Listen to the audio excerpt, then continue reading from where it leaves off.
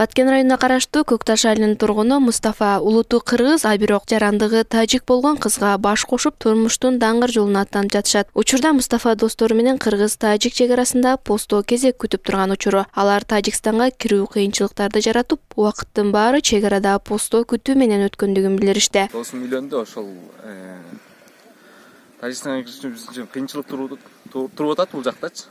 Азыр мына көрүп турганыңардай ушунча адам күтүп атат.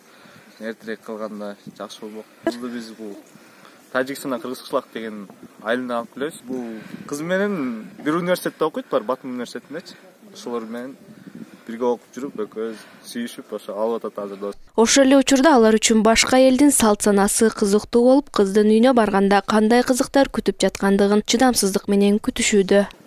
2 saat болой деп калды. Ушуп калдык, чындыгында балдар да ушуп калды. Анда сырткары ал жактагылар да күтүп калды, калган достору постто турат. Эми салт санаасын билбейбиз. Азыр эми кетип атканыбызга байланыштуу. Мына ушундай кыргыз-тажик ортосунда болгон үй бүлөлүк мамиле эки өлкө ортосундагы ынтымакташууга шарт түзүшү ыктымал.